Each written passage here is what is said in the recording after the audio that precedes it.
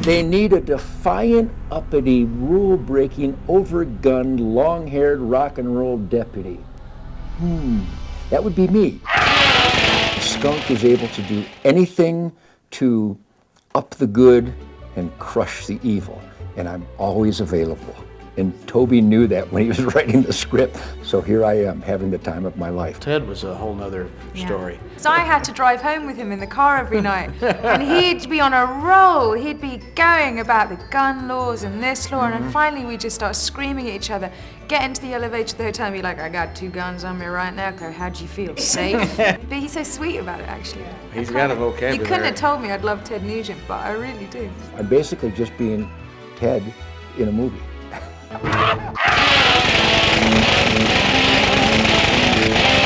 Lonnie's good time Lonnie. He likes what he likes.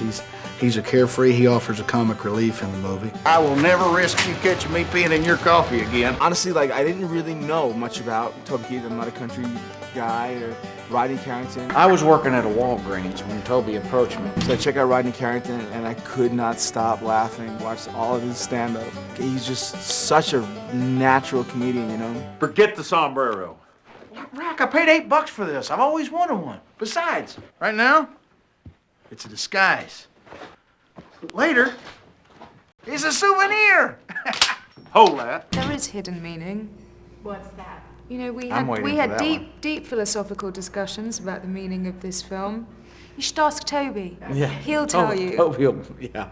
Then you cut to Toby and he'll well, what happened was. First of all, way back and way up, there was an old man that was like 65, 70 years old. That, to me, as a kid that was old, carried a pint of whiskey in his back pocket when I rodeoed, and he, at the end of the night, they'd get the stock bedded down. We produced rodeos as a kid, and that's who I worked for, his rodeo company, and he would pull his bottle out and say, whiskey for my men, beer for my horses, and that'd be like the end of the night, right? And I always thought how that had to be passed down to him from his grandfather and on from the old Wild West, and so I could just see, the posse going out and getting the bad guy and riding back, saluting the guys that made it, the guys that didn't, and then say, well, we're doing that, beer for my horses, because they're my trusty steed, If you learn anything from this movie, it's purely by accident. there's no hidden message or anything like that. It was just set out to entertain people. Beer for My Horses is a celebration of good over evil. It's another cop movie. Since the success of the movie, I've been able to kind of just buy my own island.